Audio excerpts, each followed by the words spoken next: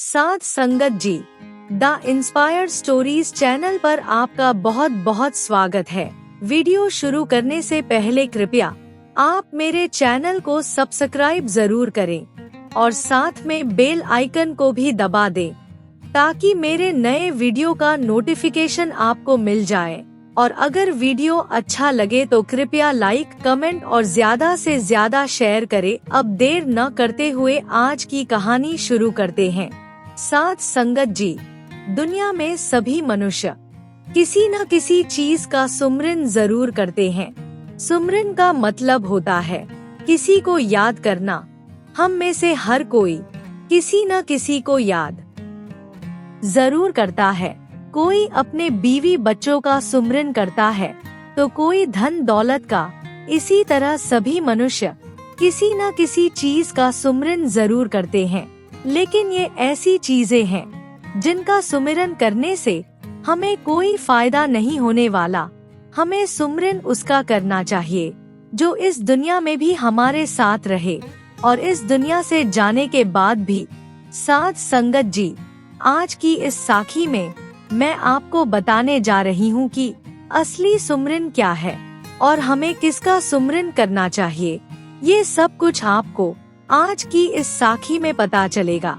इस साखी में आपको ये भी पता चलेगा कि सुमिरन करने से हमारे जीवन में क्या चमत्कार होते हैं। अब देर ना करते हुए आज की साखी शुरू करते हैं। साथ संगत जी, एक गांव में जसबीर सिंह नाम का सिख नौजवान रहता था। जसबीर बहुत ही गरीब था। उसका कोई परिवार नहीं था, वो अनाथ था। उसके पास संपत्ति के नाम पर केवल एक घर और एक गाय थी। जसबीर के पास खेती बाड़ी करने के लिए कोई जमीन नहीं थी, इसलिए वो अपना गुजारा जंगल से लकड़ियाँ काटकर उन्हें बाजार में बेचकर करता था।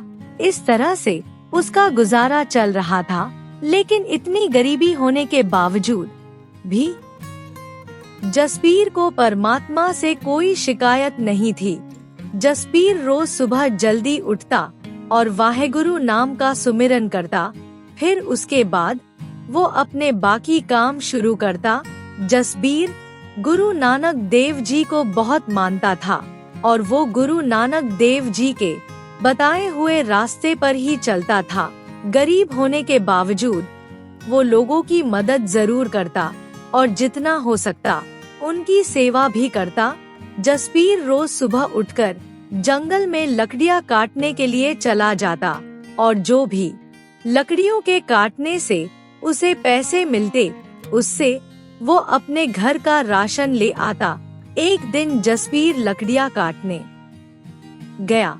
उस दिन उसका काम जल्दी खत्म हो गया। वो लकड़ियों को बेचने के लिए बाजार की तरफ चल दिया, लेकिन उस दिन गर्मी बहुत ज्यादा थी, इसलिए जसबीर का गला प्यास के कारण सूख गया। उसने आसपास देखा, लेकिन उसे कोई नदी या तालाब नहीं दिखाई दिया जहां वो अपनी प्यास बुझा सके। थोड़ी दूर चलने के बाद जसबीर को एक झोपड़ी नजर आई। जसबीर झोपड़ी को देखकर बहुत हैरान हुआ। वो सोचने लगा कि इतने भयानक और घने जंगल में ये झोपड़ी किसकी है।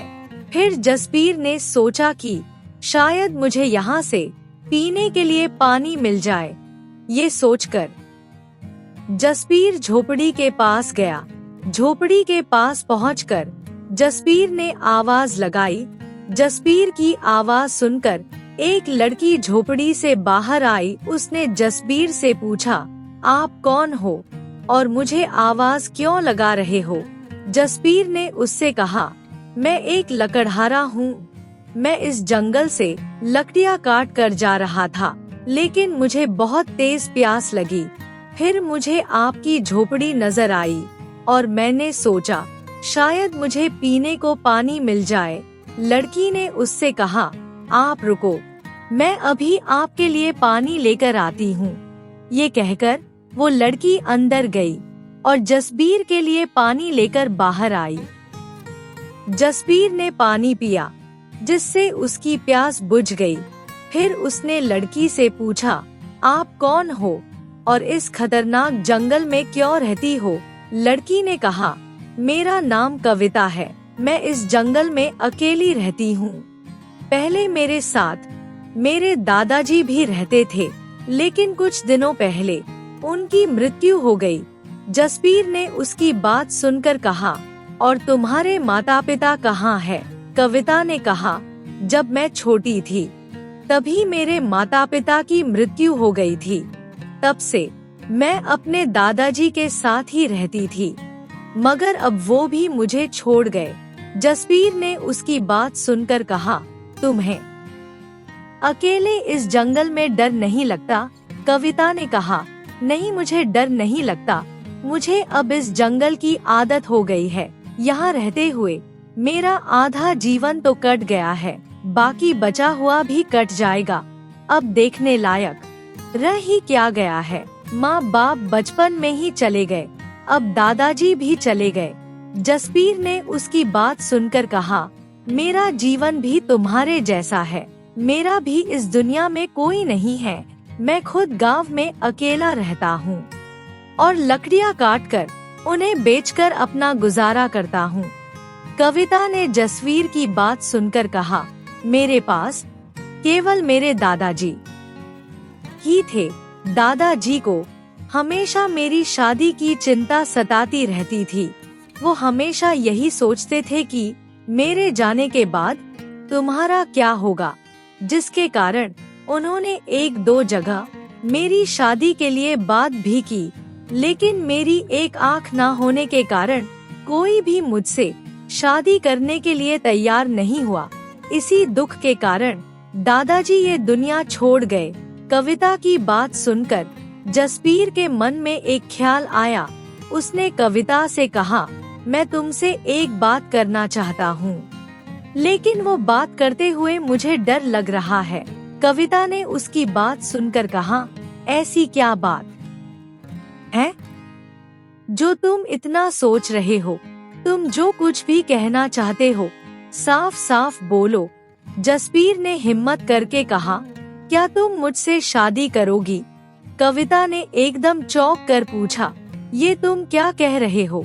तब जसबीर बोला, तुम मुझे मना भी कर सकती हो।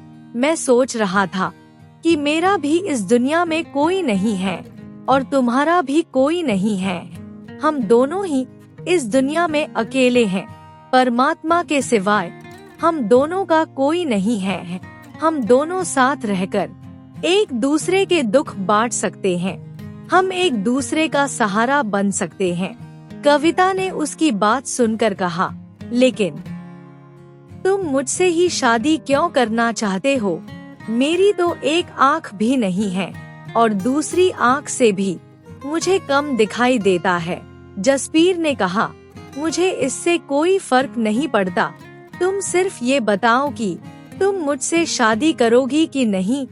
कविता ने थोड़ी देर सोचा और फिर शादी के लिए हाँ कर दी। उसके बाद जसबीर और कविता ने मंदिर में जाकर शादी कर ली। फिर उसके बाद जसबीर कविता को लेकर अपने घर आ गया।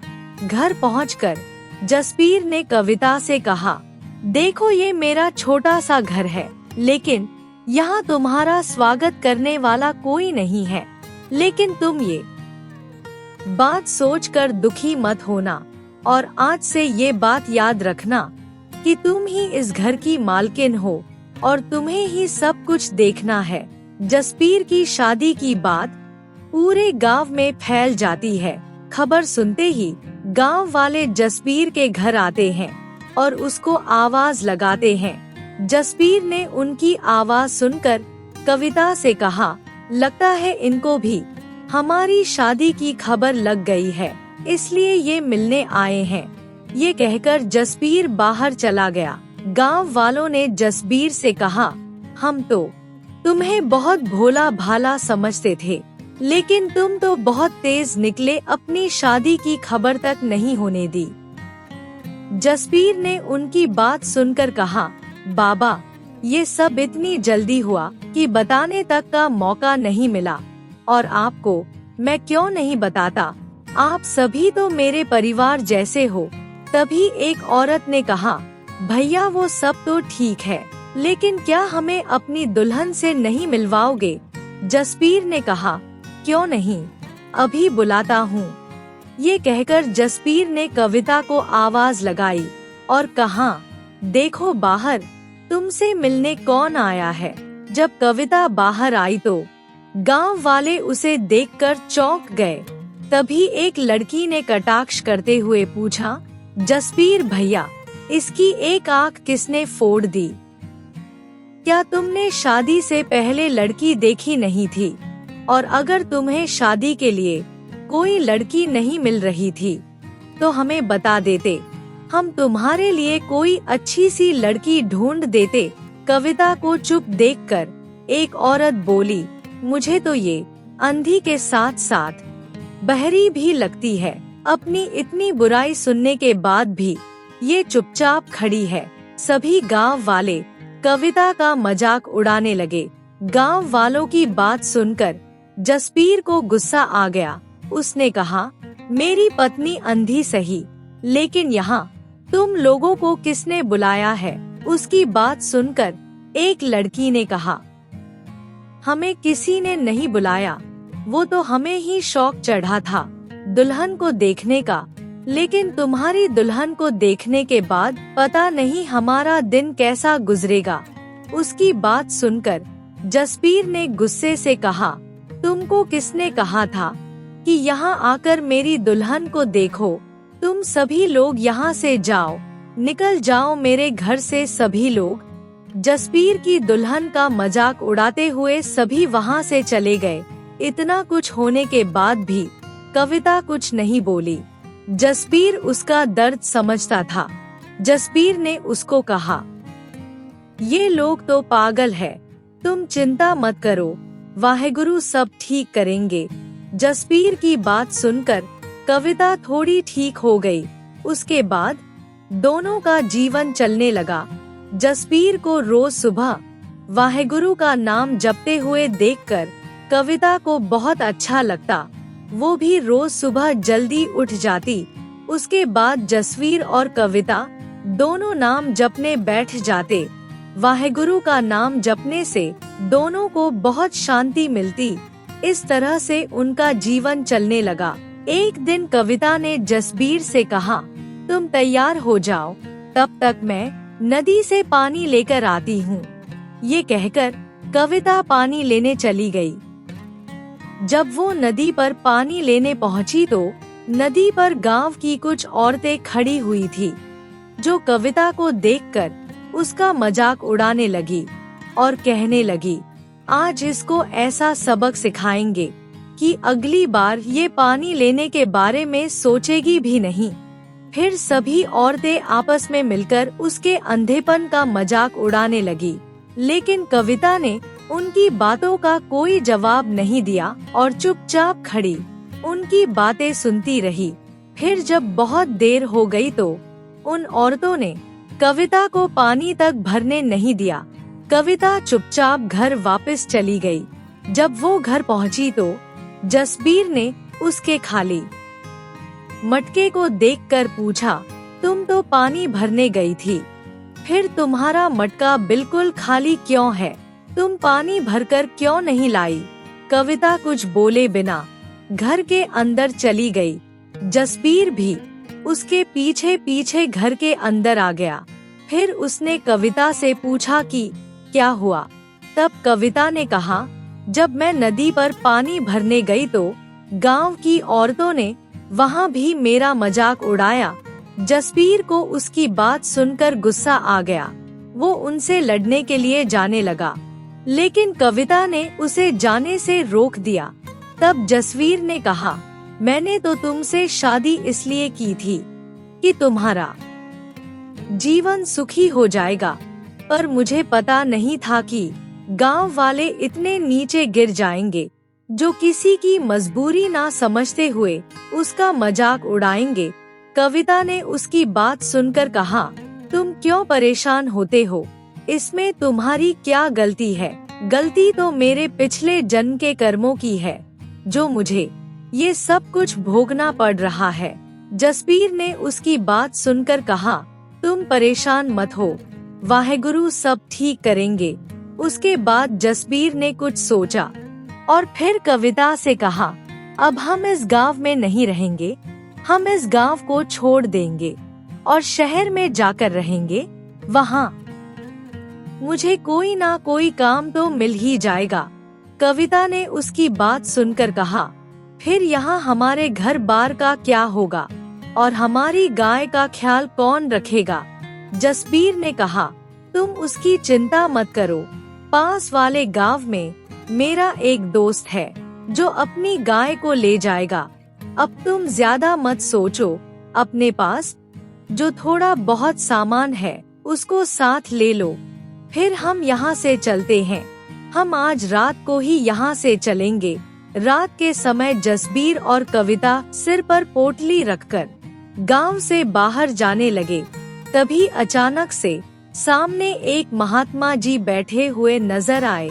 महात्मा के चेहरे पर बहुत तेज था। जसबीर और कविता ने उन्हें देखकर उनके चरणों में माथा टेका और उनके सामने हाथ जोड़कर बैठ गए। जसबीर ने पूछा, गुरुजी आप कौन हो और इस भयानक जंगल में क्या कर रहे हैं? महात्मा ने उनकी बात का कोई जवाब नहीं दिया और उनसे पूछा, तुम दोनों इतनी रात में कहाँ जा रहे हो?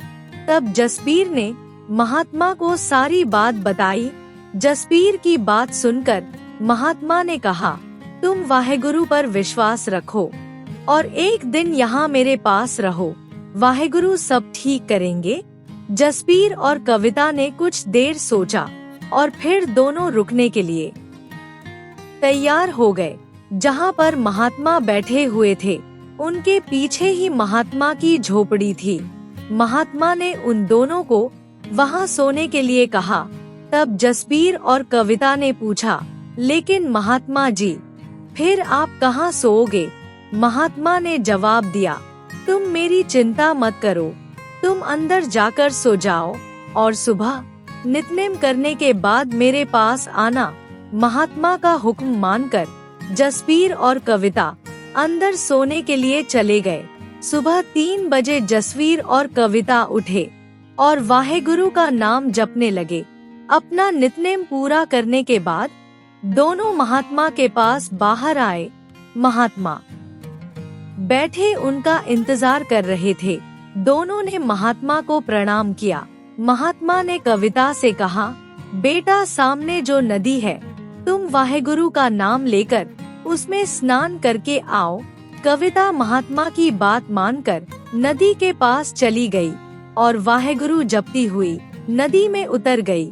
जब उसने पानी में डुबकी लगाई और उसके बाद बाहर आई तो वो जोर जोर से जसबीर को आवाज देने लगी। जसबीर कविता की बात सुनकर दौड़कर उसके पास पहुंचा। कविता ने खुशी खुशी जसबीर से कहा, देखो मेरी आँख की रोशनी वापस आ गई है।